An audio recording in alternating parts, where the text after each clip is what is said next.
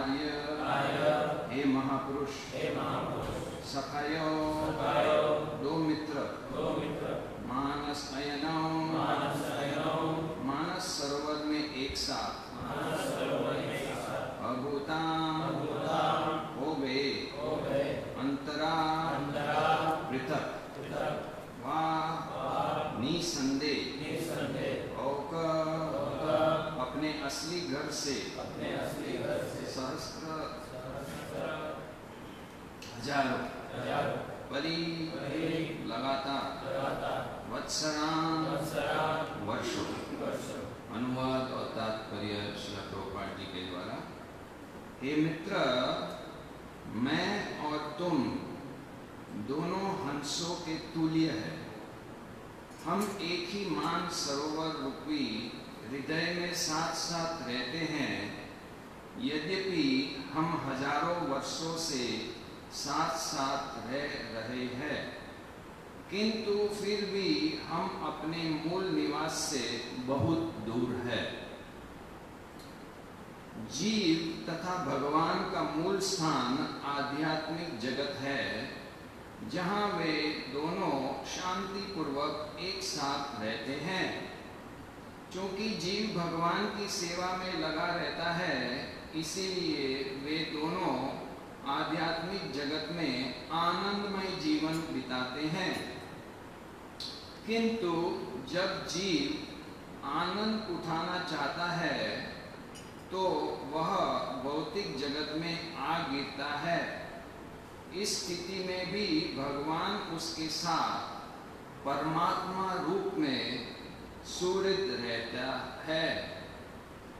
अपनी विस्मृति के कारण जीव को पता नहीं चलता कि परमेश्वर परमात्मा रूप में उसके साथ है।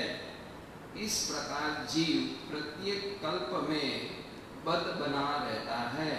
यद्यपि भगवान उसके मित्र के रूप में उसके साथ साथ रहता है, किंतु जीव विस्मृति के कारण उसे पहचान नहीं पाता।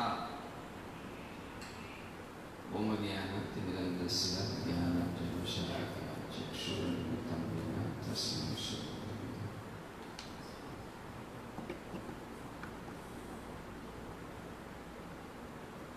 नमः। नमो विष्णुपादाय कृष्णकृष्णाय भूतले श्रीमते भक्तिवेदान्त स्वामिनिति नाम्ने नमस्ते सारस्वते देवी गौरवाणी प्रचारिणे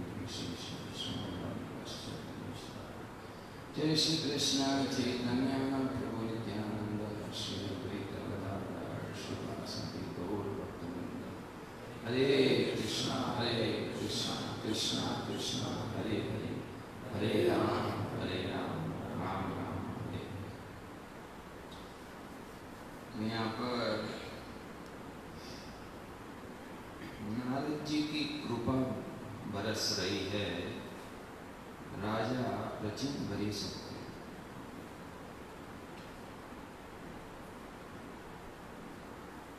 चैतन्य चरितामृत में बताया है,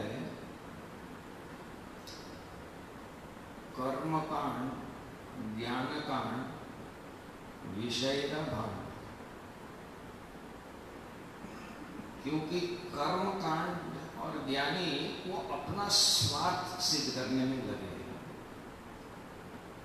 भगवान को संतुष्ट करना जो जीवात्मा का धर्म है, जैव धर्म, वो नहीं चाहते हैं। वो अपना सुख चाहते हैं, भगवान की परवाह नहीं करते हैं।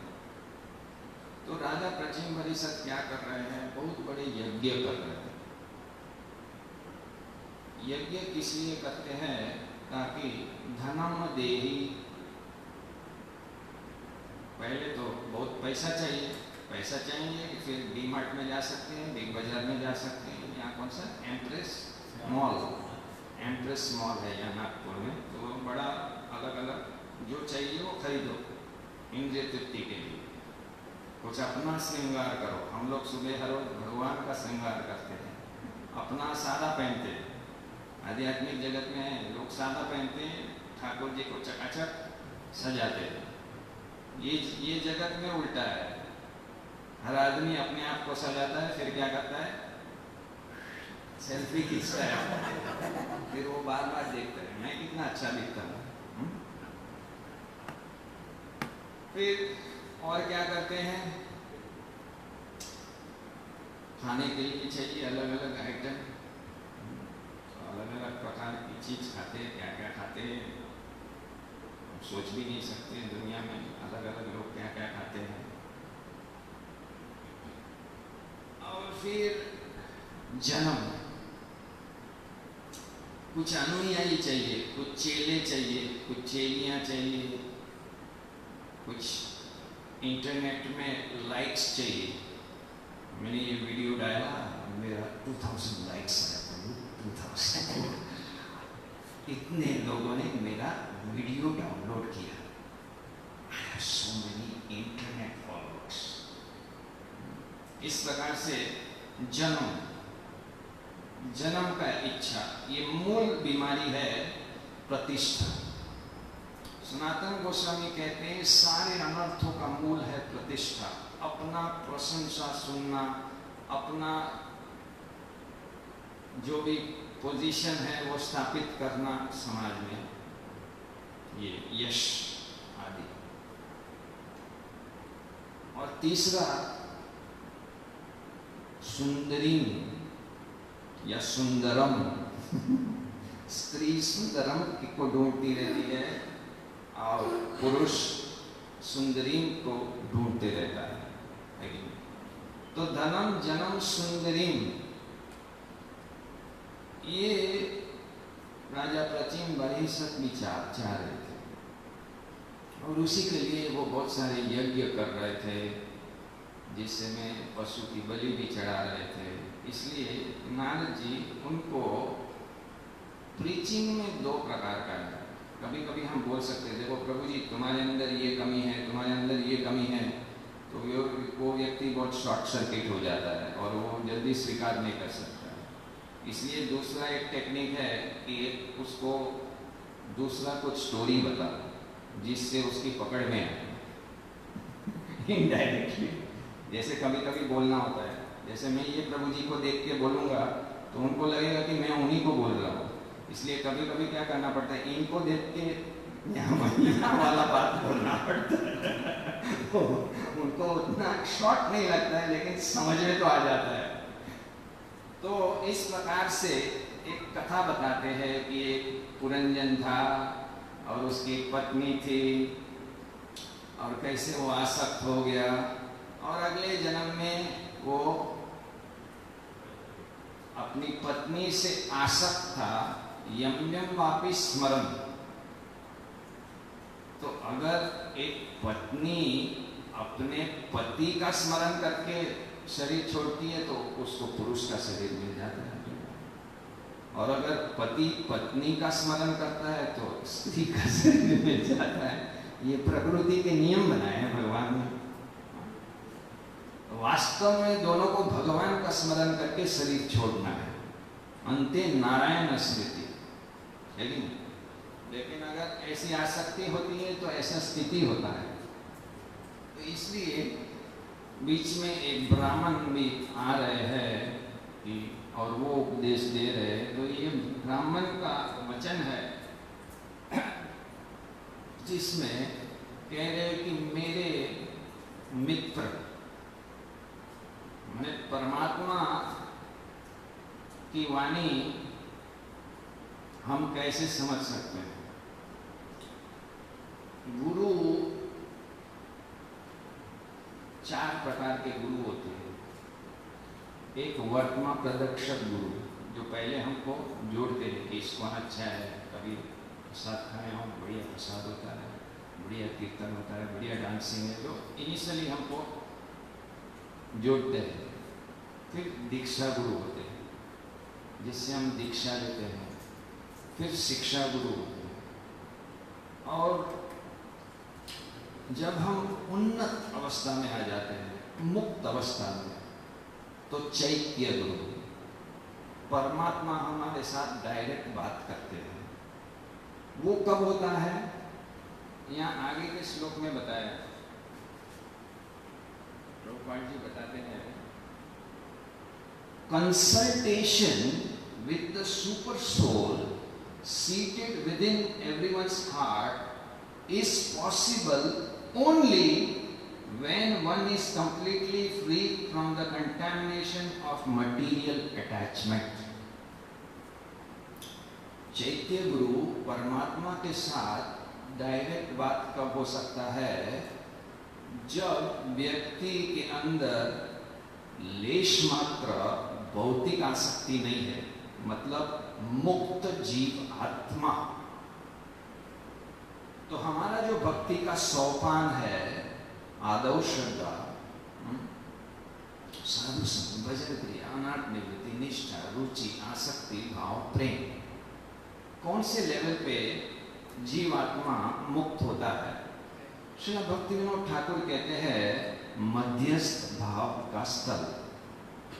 भाव में भी 3 स्थल है, प्रिलिमिनरी शुरुआत का, मध्यस्थ और उन्नत।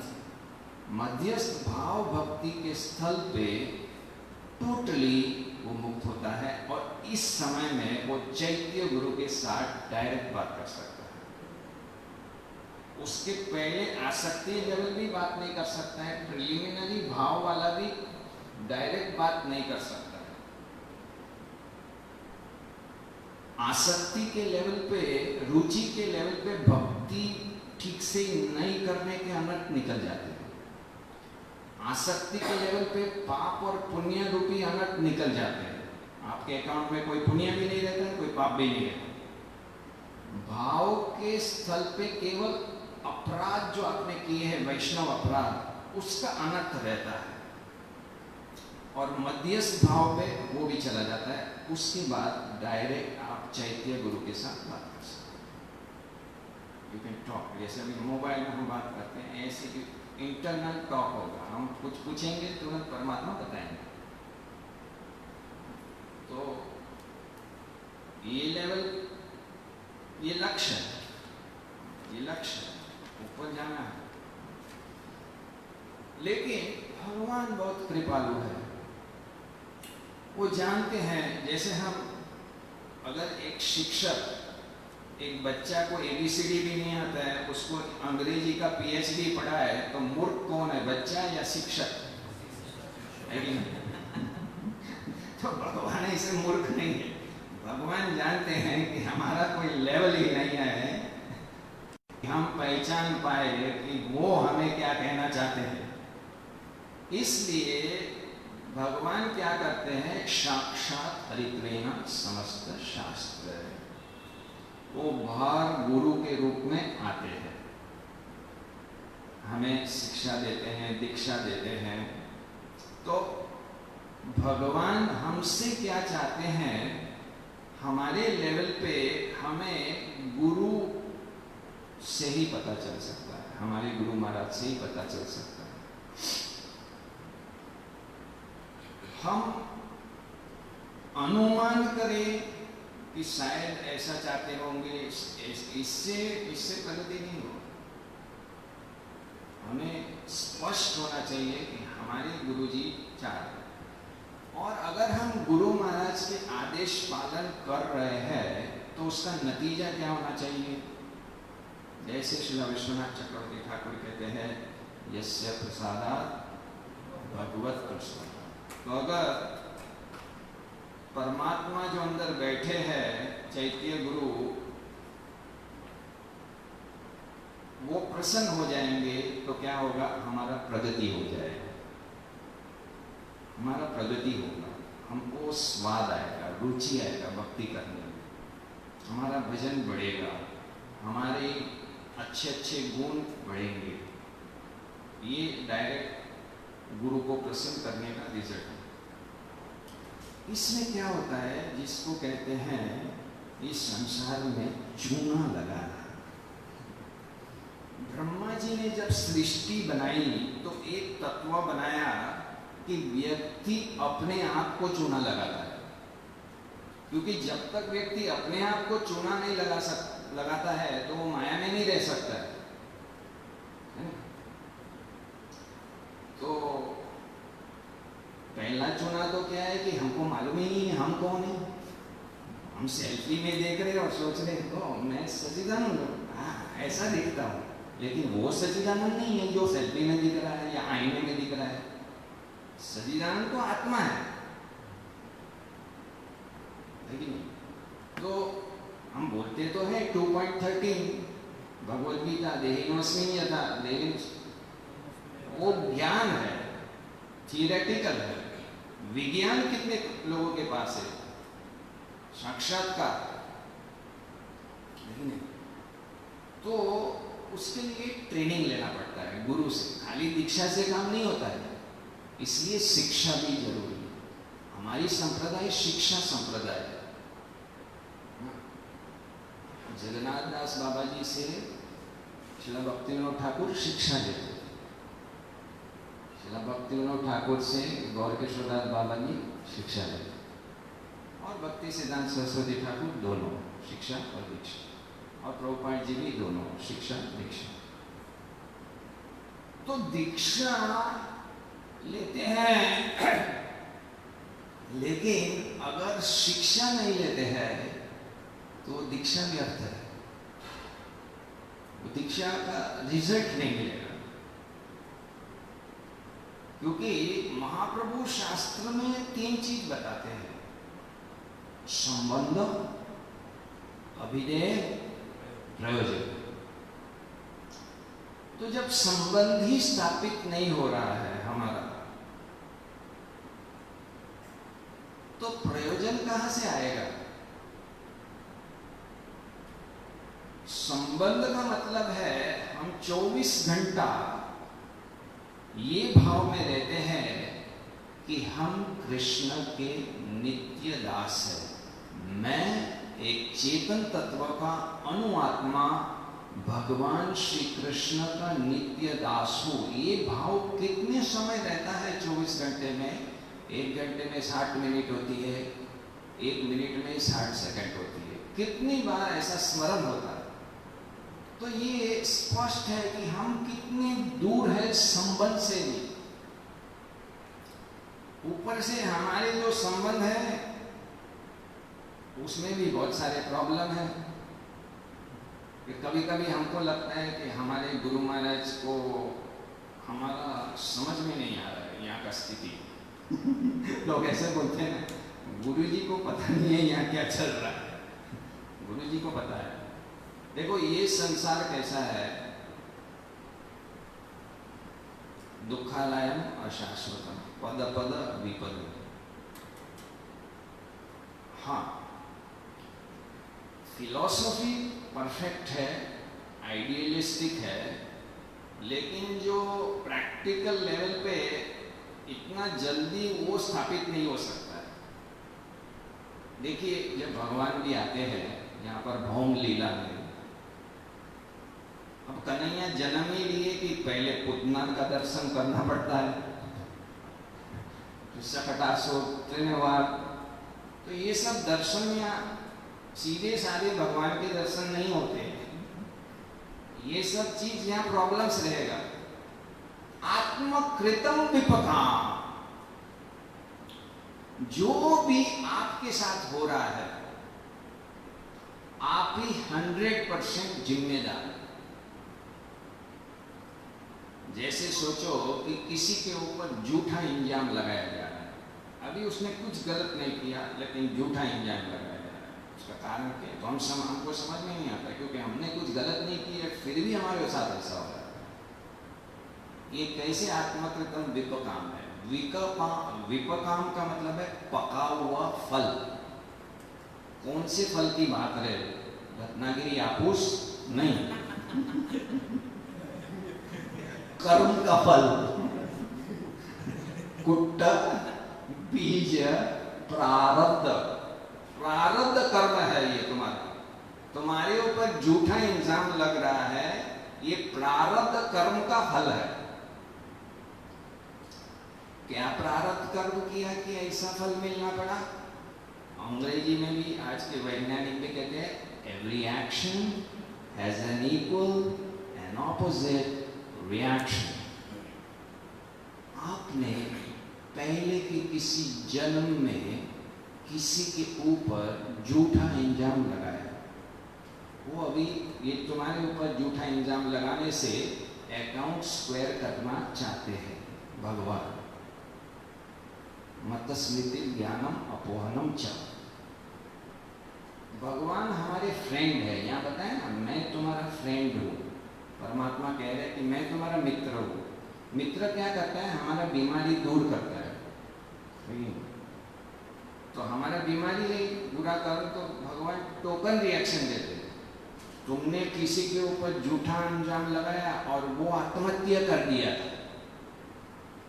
सोचो, तुमने किसी के ऊपर झूठा इल्जाम लगाया और उसने आत्महत्या कर लिया था, लेकिन अभी तुम हरे कृष्ण कर रहे हो, इसलिए तुम्हारे ऊपर झूठा इल्जाम लगेगा लेकिन तुम आत्महत्या नहीं करोगे क्योंकि भगवान बचा। लेकिन तुम काफ़ी डिस्टर्ब हो जाओगे, पसीना छूट जाएगा, नींद हराम हो जाएगी। तुम्हारी वजह से कोई मर गया तो कितना तो रिएक्शन देना चाहिए ना। इतना भी रिएक्शन नहीं है तो वो भक्ति नहीं है, वो ईमानदारी नहीं है, वो तो ढोंगी भक्त है, कपट है। हम हरे कृष्णा करते हैं, अभी हमको तो टोटली मुक्त कर दो, हमको आलिंगन करो कन्हैया। अरे तेरे 56 घाट का पानी पी के आया है, तेरे को आलिंगन करेगा कन्हैया। अर्जुन कहते परम पवित्रम, आप परम पवित्र है, हमारे मन में तो अपवित्र गंगा बह रही है। तो कैसे भगवान आलिंगन करेंगे? करेंगे, करेंगे, वो करना चाहते हैं। गोप कुमार को क्या किया? भैया भागवत पढ़िए, लेकिन कुछ लेवल पे आना पड़ेगा। तो यहाँ भगवान जब तक हम उस लेवल पे नहीं आते तो क्या कह रहे? हम दोनों साथ में रह रहे हैं हृदय में।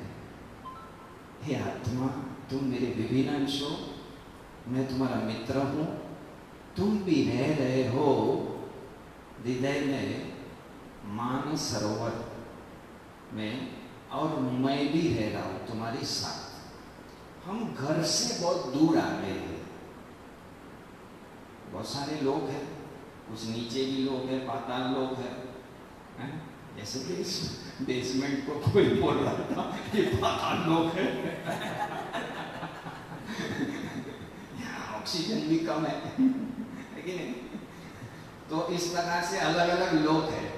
ऊंचे लोग है कि नहीं? ब्रह्म लोक है, उसके ऊपर देवी धाम है, महेश धाम है, वैकुंठ है, गोलोक है।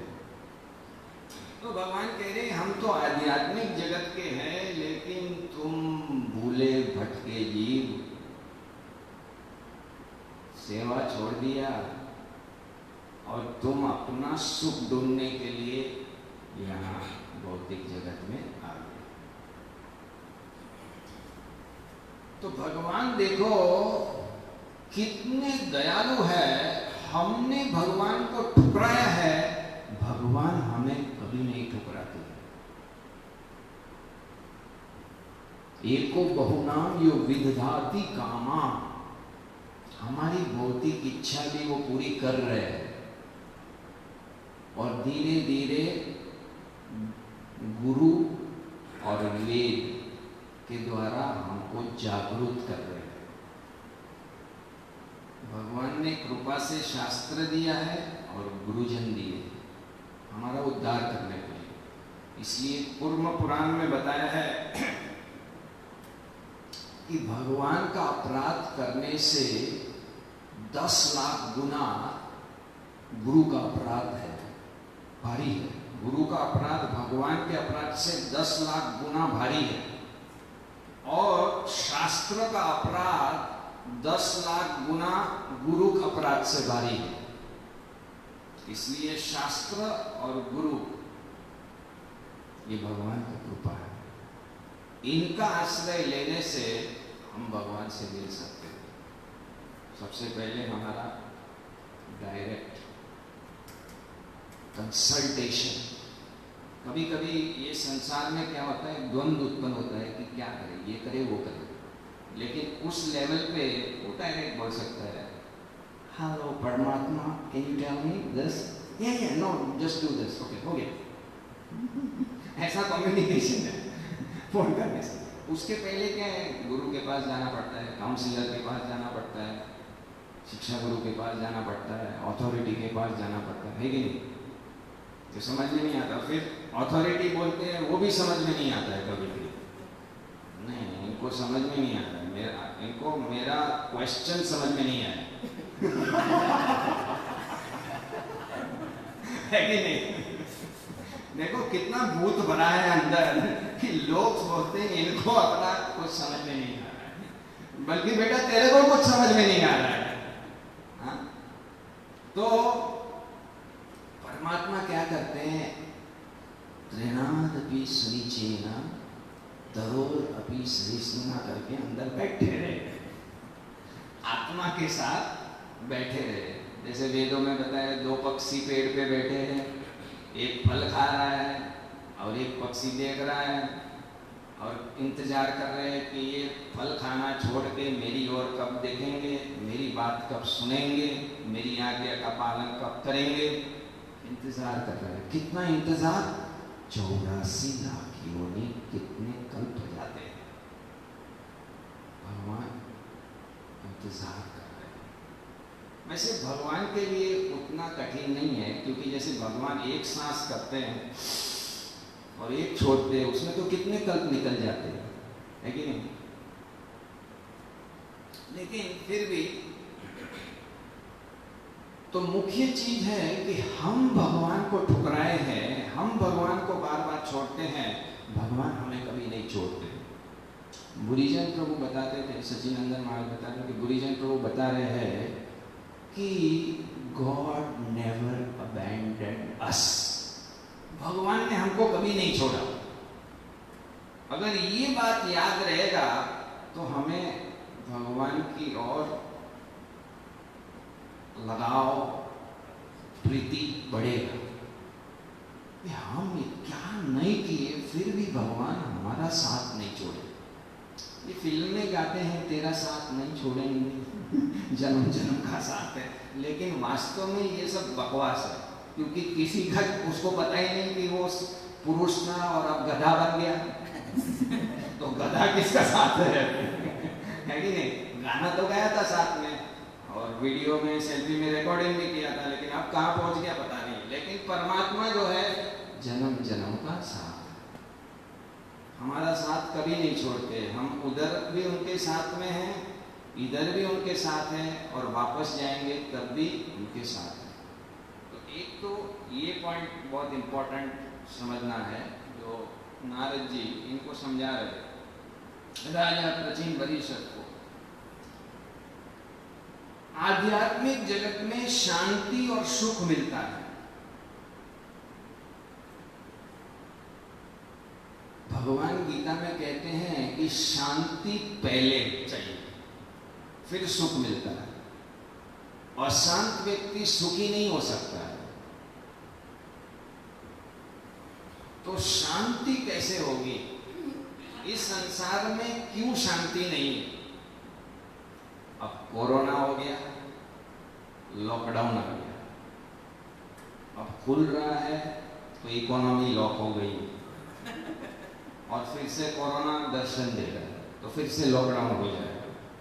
मैं लोग को पता ही नहीं है, एक ऐसा होते रहता है, बीच में भूकंप आता है, बीच में साइक्लोन आता है। आदि आत्मिक, आदि भौतिक, आदि दैविक।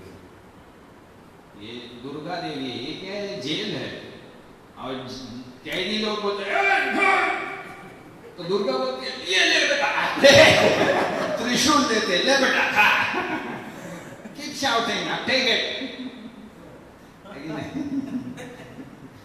कुछ भी खाते हैं फिर ले बेटा, बीच बीच में आता है। हम लगता है इकोनॉमी बढ़िया चल रहा है, सब शांति चल रहा है, बीच में दुर्गा दुर्गा का काम क्या है? भूरिजन प्रभु बताते हैं कि अगर जीवात्मा कृष्ण के साथ कंपटीशन करता है, भोक्तारम बनेगा, तो माया किसको फेवर करेगी? है कि नहीं?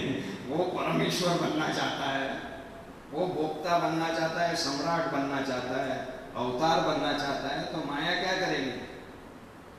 माया क्या करती है, जैसे पहाड़ तोड़ते हैं, माया देखती है कि इसका वीकनेस कहाँ है, उस वीकनेस में डायनामाइट घुसाती है और फिर फिर पेपर में आता है कि 108 801 हो गए महाराज।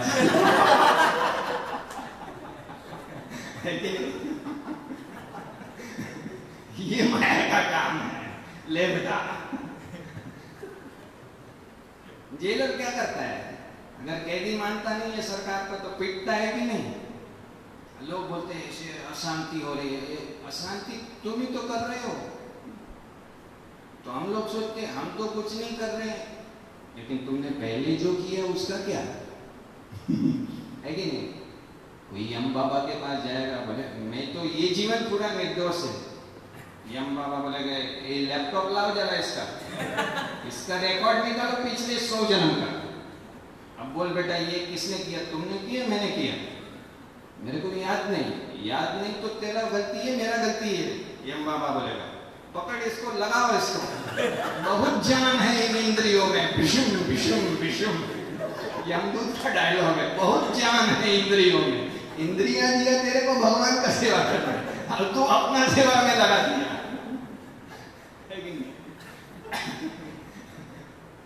तो देखो, साम दाम दंड भेद पहले तो समझाते हैं भगवान। ये ले बेटा, वेद ले, शास्त्र ले, Bhagavad Gita, take this book, प्रभु please read this book. No no, I don't have time. What you have time for? I have time for selfie, video, serial, everything, but I don't have time. They don't have time. Then take the त्रिशूल। जो बातों से नहीं मानते हैं वो माया की लातों से मानते हैं, है कि नहीं? लेकिन जो बातों से मान जाते हैं तो फिर ठीक है, ओके, शास्त्र भगवद गीता लिया, ठीक है, अभी गुरु लो, टेक प्रसादम चैंटिंग, अभी दीक्षा लो, अभी शिक्षा लो, ठीक है, टोकन रिएक्शन से फटाफट ऊपर। भगवान चाहते हैं हमें शांति देने के लिए, शाश्वत शांति देने वाले भगवान ही है और कोई नहीं दे सकता है। कोई मई का लाल शांति नहीं दे सकता है, केवल ठाकुर जी दे सकते हैं। लेकिन हम ठाकुर जी को मानते ही नहीं और खुद ऐसे शांति वाला वातावरण बनाना चाहते हैं। ऐसा संभव नहीं, क्योंकि सर्व कारण कारणम, एक एक पत्ता भी है वो ठाकुर जी की इच्छा से ही चलता है। ये तो हम लोग अहंकार से सोचते हैं कि हम ये कर रहे हैं, हम वो कर रहे हैं। कर्ताहम इति मन्यते, विमूढ़ आत्मा उसको बोला है, जो आत्मा गधे जैसे बन गया। अब आप बोलेंगे विमूढ़ आत्मा, बोले तुम गधे क्यों बोल रहे हो? मैं नहीं बोल रहा हूं, प्रभुपाद जी बोलते हैं। मूढ़ा मीन्स रास्कल, गधा, प्रभुपाद जी के वर्ड से।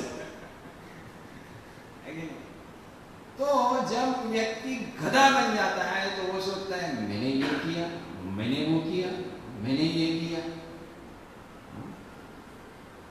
जैसे विद्या ददाति विनय, जब रियल ज्ञान आता है तो क्या आता है? नम्रता, त्रेनादपि सुनिचेन।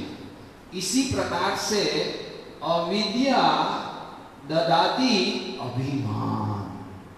अविद्या ऑपोजिट है ना, ईशोपनिषद में बताया, ज्ञान और अज्ञान को साथ साथ में सीखो। तो जब ये बाजू समझ में नहीं आता तो ऑपोजिट में जाओ तो तुरंत समझ में आ जाता है कि नहीं?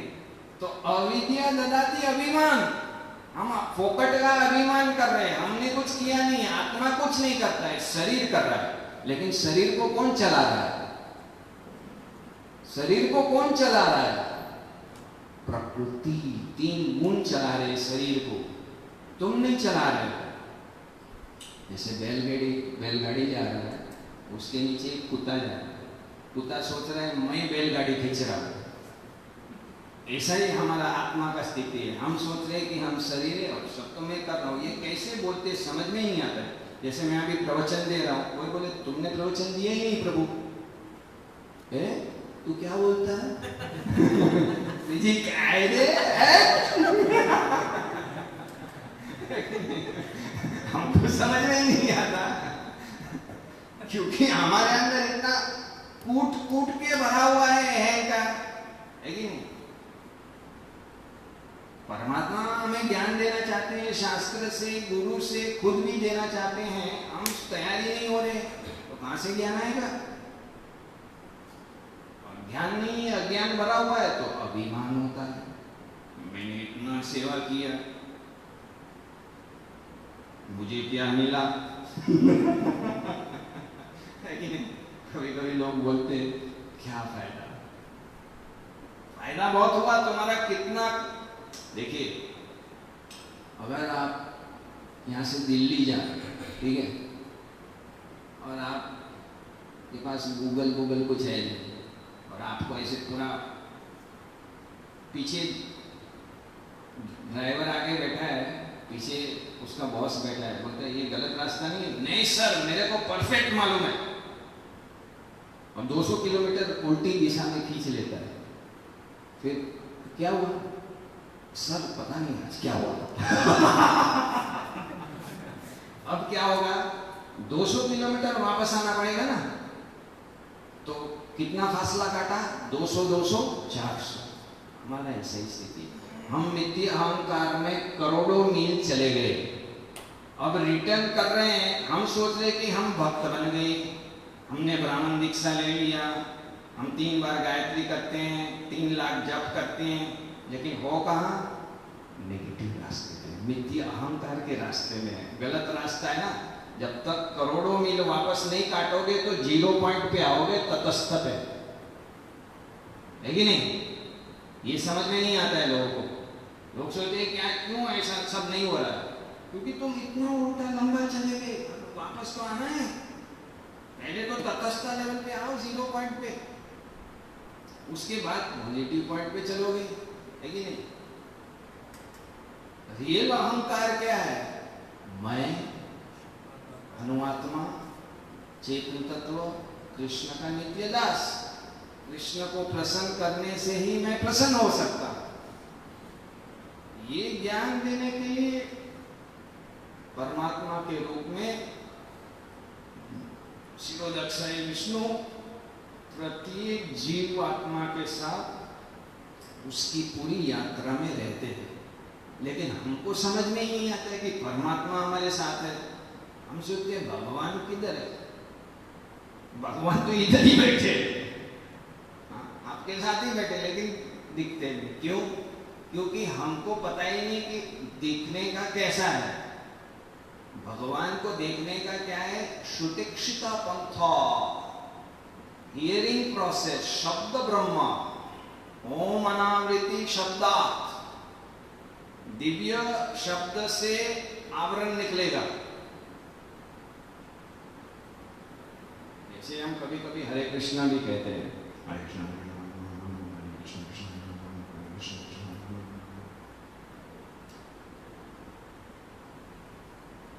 तो वो कैसा होता है?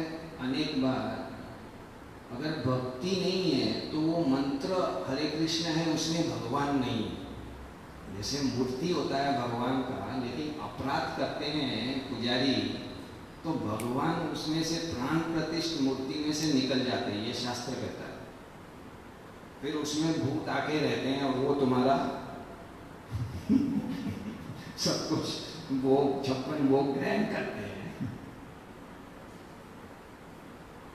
इसी प्रकार से बुलेट चलाते हैं, गोली, तो अगर वो बुलेट में गन पाउडर नहीं है तो फोकट की बुलेट है, आवाज करेगा बुलेट जैसा, लेकिन कुछ डैमेज नहीं कर पाएगा। इसी प्रकार से अगर भक्ति नहीं है तो वो मंत्र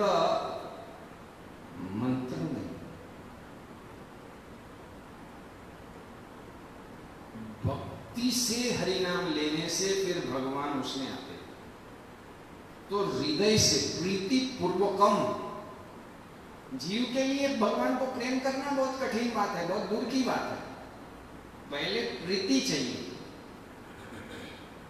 वो प्रीति कहां से आएगी? साधु संग से आएगी। जिसके पास प्रीति है उनकी सेवा करने से प्रीति आएगी, नहीं तो नहीं आ सकती है।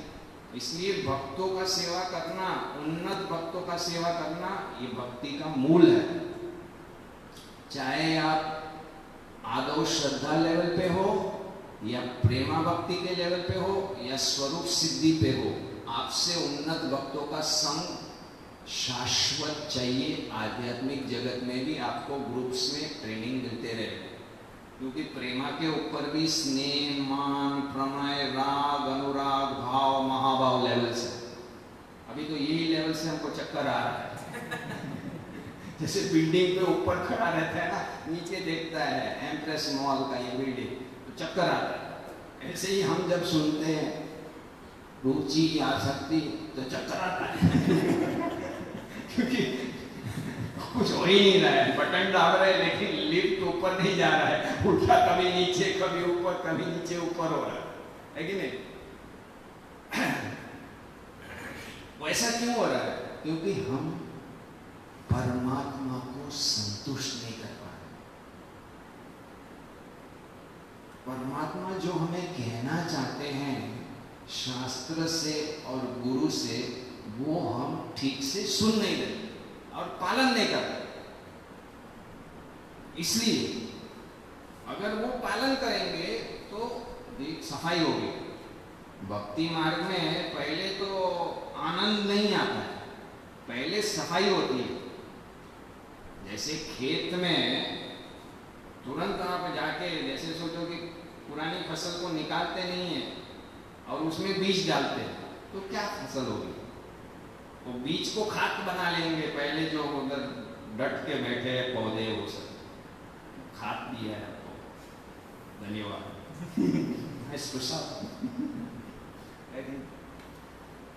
तो इसलिए जरूरी है शास्त्र और गुरु भक्तों का संग करना। उससे हमें पता चलेगा कि हम कौन है, भगवान कौन है, हमारा संबंध क्या है और भगवान हमसे क्या करवाना चाहते हैं। लेकिन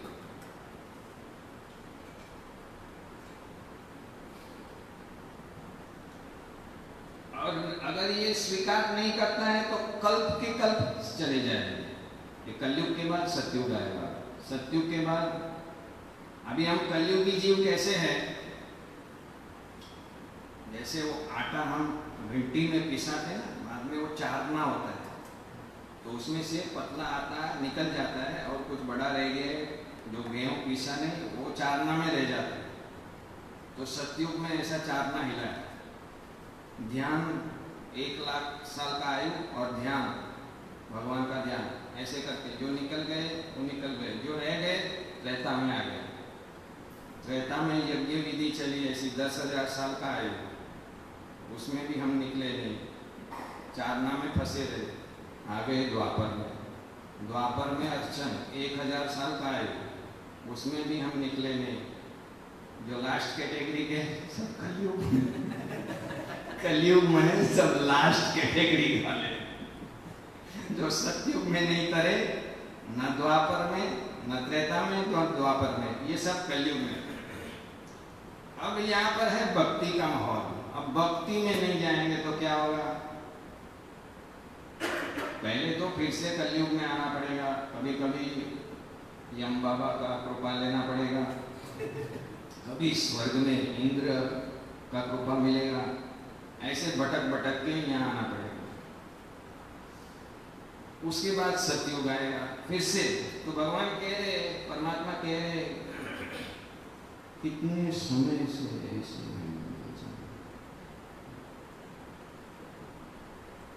भोग वांछा करे, ये जो इच्छा है भोगने का, आध्यात्मिक जगत में सबके अंदर आदि रस है, आदि रस। वहां भी स्त्री पुरुष का आकर्षण है, लेकिन वहां भोगने का भाव नहीं है, सेवा का भाव है। वो आदि रस की विकृति इस संसार में काम वासना है। तो जब तक वासना रहेगा तो उद्धार नहीं हो सकता। इसलिए वासना निकालना पड़ेगा और सेवा भाव लाना पड़ेगा।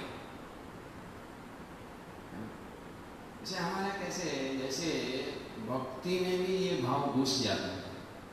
हम प्रवचन दे रहे तो हम चाहते हैं कि कितने लाइक्स आए, कितने लोग जय जयकार कर रहे हैं, कितना बड़ा माला पहना है। अरे कम वक्त कोरोना, माला भी नहीं मिल रहा है प्रवचन। प्रवचन भी क्या देना, बाद में देंगे जब माला मिलेगा। अरे उसको इतना मोटा माला दिया, मेरे को पतला माला क्यों दिया? इसको ताजा माला दिया, मेरे को बासी माला चढ़ा। टिकट नहीं, वैष्णव है, टिकट ट्रेनिंग कर गया, ट्रेनिंग। आरती चला जाता है जूनियर को पहले, ये झूठा कर दिया, कम बात है कि नहीं? ये सब कितना ईश्वर भाव है, कितना भोगने का भाव है कि नहीं? कहां से ठाकुर जी आएंगे, है कि नहीं? कहां से आएंगे? भोग मंचा कर माया झापट किया। जब भी हम भोग मंचा करते हैं, माया बाजू में हरामजादे, नमक हराम। ठाकुर का प्रसाद खा रहा है, ठाकुर से गद्दारी, ठाकुर का नाम गा रहा है और अपना मार्केट बढ़ा रहा है। हरामजादे। ये माया का काम है। जैसे जेलर चाबुक मारता है, ये माया का काम है। दिखता नहीं है, माया दिखता नहीं है, लेकिन चाबुक लगता है कि नहीं? तो यहाँ मुख्य चीज ये है कि दोनों हंस है, हंस। आत्मा भी हंस जैसा है, परमात्मा भी हंस है। लेकिन अभी क्या हुआ है? हंस कौवा बन गया। परमात्मा हंस ही रहे। कि हंस का क्या विशेषता है? दूध उसको दे दो पानी के मिला के, दूध ले लेगा, पानी को छोड़ देगा। तो जब किसी महात्मा महापुरुष को परमहंस कहते हैं, हंस कहते का मतलब क्या? वो माया और भौतिक चीज को छोड़ देता है, आध्यात्मिक उसमें से निकाल के ले लेता है, इसलिए हंस होता है। लेकिन कौवा क्या करता है? वो आध्यात्मिक छोड़ता है और कौ कौ कौ कौ माया को देख के कौ कौ कौ कौ। तो अभी क्या हो गया? जीवात्मा कौवा बन गया। वो ठाकुर जी को देखते हैं तो कोई उत्साह नहीं, लेकिन एक सुंदरी को देखते हैं तो दिल धड़क रहा है, दिल दीवाना है, सब भाव प्रेम सब उत्पन्न हो रहा है। और ठाकुर जी को देख के बोर मार रहा है, जल्दी मंगला आरती खत्म हो, जप करना है, फिर जल्दी जप खत्म कर दे, प्रसाद खाना है। हाँ, प्रसाद में ही आनंद है, बाकी मॉर्निंग प्रोग्राम पूरा झंझट है। ये क्या है? भोग भावना की वजह से ऐसा हो रहा है कि नहीं? भोग भावना। लेकिन दोनों हंस है, आत्मा भी हंस है, विभिन्न अंश है, भगवान का अंश है। लेकिन गुण संग सद असद योनिसु, रजोगुण तमोगुण से वो कौवा बन गया, मलिन हो गया। अब शुद्ध करना है। सेवन मुखे ही जीवादो स्वयं एवं स्फुरति अदा। जब सेवा भाव से भक्ति करेगा तो क्या होगा? गंदगी निकल जाएगा और ठाकुर जी भी सामने खड़े हो जाएंगे, चैत्य गुरु से मिलन हो जाएगा। हरे कृष्ण, श्रील प्रभुपाद की जय, गौर प्रेमानंदे। कोई प्रश्न है?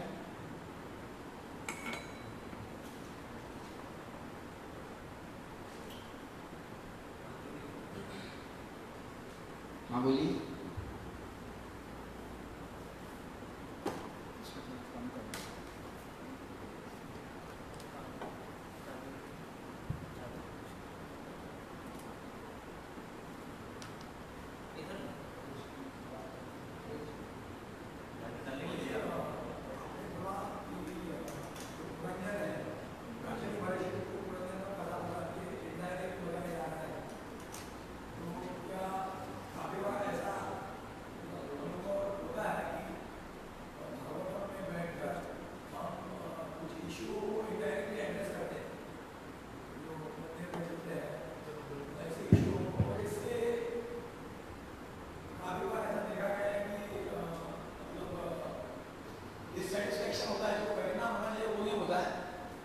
उसका दूसरा ही परिणाम हो जाता है। तो ये जो भागवतम में बैठकर कुछ समस्या का समाधान करने के दृष्टि से प्रवचन देना, इनडायरेक्टली उस बारे में बोलना, ये जो प्रवृत्ति है ये कहाँ तक सही है, कैसे करना है इसको?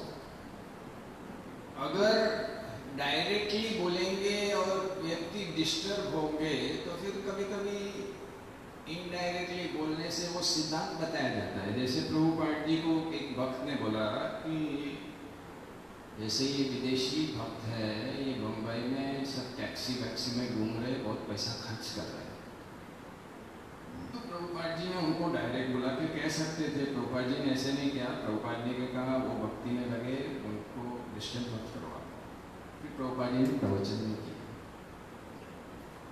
कि इस्कॉन मेरा शरीर है और इस्कॉन में जो पैसा है मेरा खून है।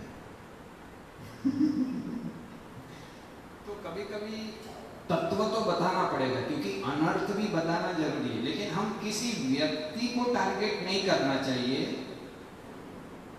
अनर्थ को टारगेट करना चाहिए। समझ रहे? क्योंकि अज्ञानता की वजह से वो जो भी है वो गलती कर रहा है, तो वो अज्ञानता को टारगेट करना, उसी लिए तो शास्त्र मनोरंजन के लिए थोड़ी है, शुद्धिकरण होना चाहिए। तो तत्व को बताना, तत्व कहा, तत्व जानना जरूरी। और अगर हम उदाहरण से नहीं बताएंगे, डायरेक्टली किसी का नाम नहीं लेना है, लेकिन एक स्टोरी बना सकते हैं उसका और समझा सकते हैं, ताकि लोगों देखो 3 प्रकार के लोग हैं, फर्स्ट क्लास बुद्धि, सेकंड क्लास बुद्धि, थर्ड क्लास बुद्धि। फर्स्ट क्लास बुद्धि वाला सुन के सीख लेता है, वो ऐसा गलती करना बंद कर देते हैं। सेकंड क्लास बुद्धि वाला दूसरे को देखकर सीखता है कि इसने अभी गलती किया, अब ये सुधर गया, अब मेरे को ये गलती नहीं करना। थर्ड क्लास बुद्धि वाला को अनुभव करना पड़ता है, तब तक उसको समझ में नहीं आता है। लेकिन तो इसलिए सब लोगों को लाभ हो इस प्रकार से बोलना जरूरी है, नहीं तो उनको समझ में नहीं आता।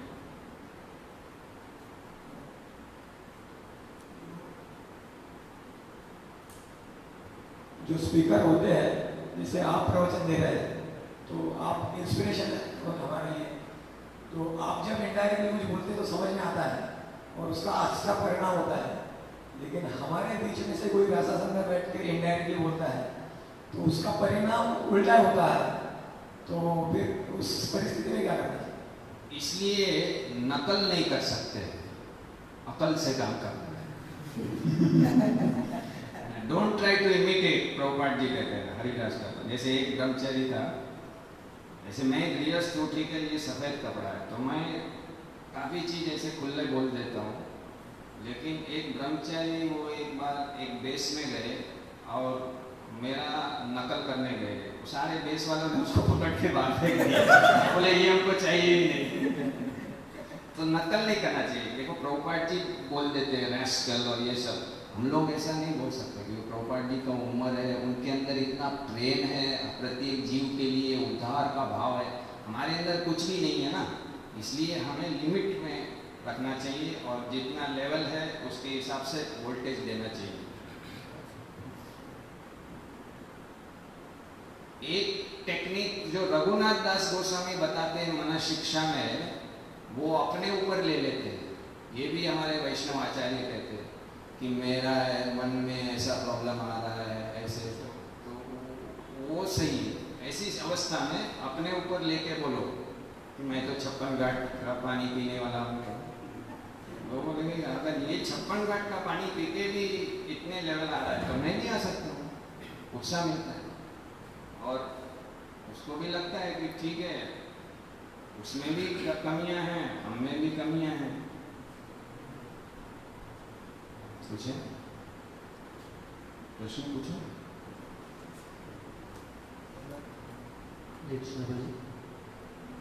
मुझे हम जब इस्कॉन ज्वाइन करते हैं तो गुरु महाराज की एक अलग सी इच्छा होती है कि सब मिलकर हम गुरु महाराज की जो इच्छा है वो पूरी करनी है, जो भी इच्छा है।